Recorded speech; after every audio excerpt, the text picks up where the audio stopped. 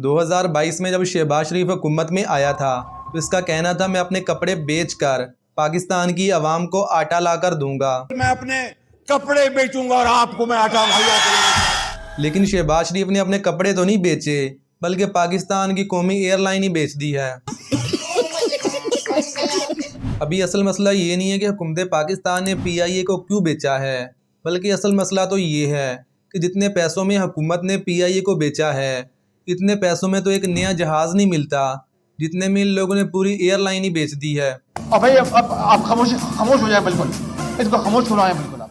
तो अभी एक पाकिस्तानी होने के नाते मेरा हक बनता है कि मैं सवाल उठाऊं और इसका जवाब मांगूं कि पाकिस्तान की इतनी बड़ी एयरलाइन के 75% शेयर सिर्फ 10 अरब रुपए में क्यों बेच दिए हैं, क्योंकि PIA की कम से कम वैल्यू भी 500 अरब रुपए से ज़्यादा है। और पिछले साल जब हुकूमत पाकिस्तान ने PIA को बेचने की कोशिश की थी तो उस वक्त एक कंपनी ने 710 अरब रुपए की बोली लगाई थी, लेकिन हुकूमत पाकिस्तान ने यह कहकर मना कर दिया था कि ये बोली बहुत ही कम है, जिनमें वो कंपनी PIA के 700 अरब रुपए के कर्जे अपने ज़िम्मे ले रही थी और हुकूमत पाकिस्तान को भी 10 अरब रुपए देने के लिए तैयार थी। यानी कि PIA के कर्जे और कैश मिलाकर एक साल पहले हुकूमत पाकिस्तान को 710 अरब रुपए मिल रहा था। और आज जब 2025 में हुकूमत पाकिस्तान ने PIA के तकरीबन 75% शेयर बेचे हैं, जिसे एक प्राइवेट कंपनी आरफ हबीब ग्रुप ने खरीदे हैं। अभी इसके लिए हुकूमत पाकिस्तान बता तो ये रही है कि PIA की तकरीबन 135 अरब रुपए की बोली लगी है, लेकिन हकीकत में हुकूमत को सिर्फ 10 अरब रुपए ही मिले हैं। जो बाकी 125 अरब रुपए हैं वो आरफ हबीब ग्रुप PIA के अंदर ही लगाएगा, वहाँ पर रिफॉर्म्स करेगा, कुछ नए जहाज़ वगैरह खरीदेगा।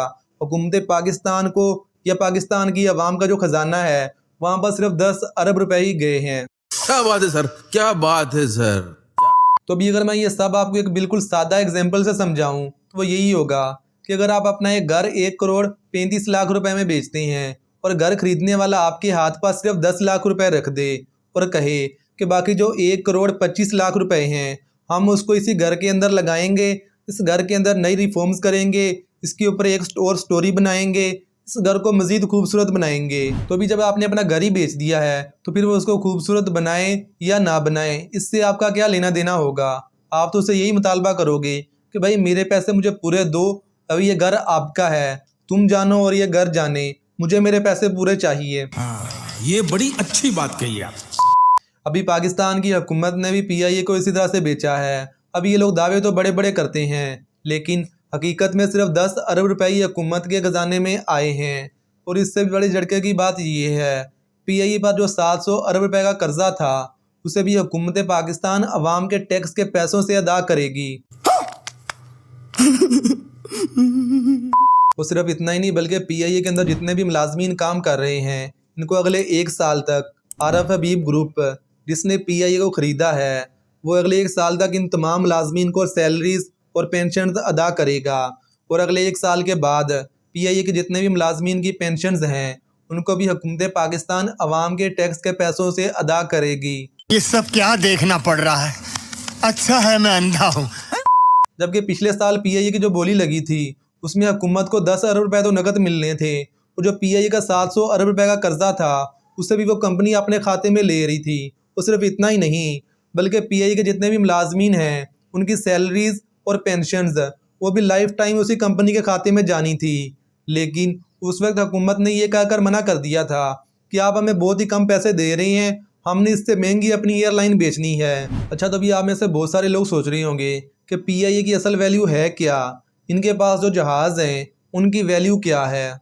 देखें, इस वक्त PIA के पास तकरीबन 32 जहाज़ हैं, जिनमें बोइंग 777 के 12 जहाज़, एयरबस के 10 जहाज़ और ATR के भी 10 जहाज़ शामिल हैं। अभी इन 32 जहाज़ों में से तकरीबन 22 जहाज़ ऑपरेशनल हैं और तकरीबन 10 जहाज़ मेंटेनेंस की वजह से या फिर उनकी एज पूरी होने की वजह से ग्राउंड हैं। अभी जो 22 जहाज़ ऑपरेशनल हैं इनमें से 7 जहाज़ तो PIA की मलकियत हैं, यानी कि इन लोगों ने पैसे देकर ख़रीदे हुए हैं।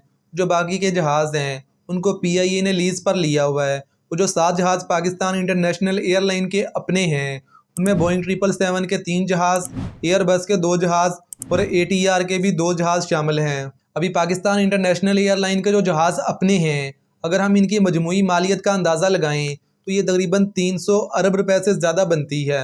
अभी पीआईए के पास सिर्फ जहाज़ ही नहीं बल्कि 60+ कंट्रीज़ में 100 से ज़ायद लैंडिंग रूट्स मौजूद हैं और ये लैंडिंग रूट्स को इतनी आसानी से मिलते भी नहीं हैं। और इनके साथ पीआईए के जो कॉन्ट्रैक्ट्स हैं, सिर्फ इन कॉन्ट्रैक्ट्स की वैल्यू 100 अरब रुपए से ज़्यादा की है। और इसके अलावा पाकिस्तान इंटरनेशनल एयरलाइन के पास ग्राउंड्स हैं, इंफ्रास्ट्रक्चर है, रियल एस्टेट है, हैंगर्स हैं और इसके अलावा जहाज़ों के स्पेयर पार्ट की भी बड़ी तादाद मौजूद है, जिनकी मजमूई मालियत तकरीबन 60 से 80 अरब रुपए बनती है। अभी मैंने पीआईए की जितनी भी इन्फॉर्मेशन आपके साथ शेयर की है, इस इन्फॉर्मेशन को एनालाइज करते हुए हम बहुत ही आसानी से ये कह सकते हैं कि पाकिस्तान इंटरनेशनल एयरलाइन की कम से कम वैल्यू भी 500 अरब रुपए से ज़्यादा की है। तो अभी हम ये भी कह सकते हैं कि पाकिस्तान की हुकूमत ने पीआईए को कौड़ियों के दाम बेच दिया है और जिस आरफ हबीब ग्रुप ने इसे ख़रीदा है उन लोगों के तो मज़े लग जाएंगे, क्योंकि उनको एक चलती हुई एयरलाइन मिल जाएगी जिसके पास 60+ कंट्रीज़ में 100 से ज़ायद लैंडिंग के रूट्स मौजूद हैं।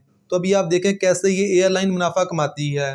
और जब मैंने ये खबर पहली बार सुनी थी कि पाकिस्तान की हुकूमत ने सिर्फ 10 अरब रुपए में पाकिस्तान की कौमी एयरलाइन को बेच दिया है, तो मुझे अपने कानों पर यकीन नहीं हो रहा था कि पाकिस्तान की हुकूमत पाकिस्तान के साथ ऐसा कैसे कर सकती है।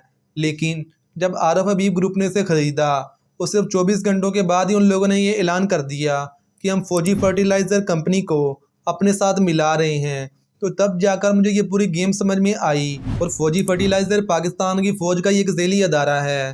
तो जैसे ही मैंने ये कड़ियाँ मिलाई तो उसके बाद मुझे यकीन हो गया कि जैसे पाकिस्तान की फ़ौज ने, पाकिस्तान की मिलिट्री इस्टेब्लिशमेंट ने इस जाली हुकूमत को लाकर बिठाया है, तो इस जाली हुकूमत ने एक छोटा सा गिफ्ट पाकिस्तान की फ़ौज को भी दे दिया है। चलो खैर जो भी हो, पाकिस्तान की आवाम का तो नुकसान ही हुआ है, इसीलिए हमें इस फैसले के ख़िलाफ़ आवाज़ उठानी चाहिए ताकि पीआईए की इस पूरी बोली की इंक्वायरी होनी चाहिए कि कैसे पाकिस्तान की आम आवाम को अरबों रुपए का चूना लगा है।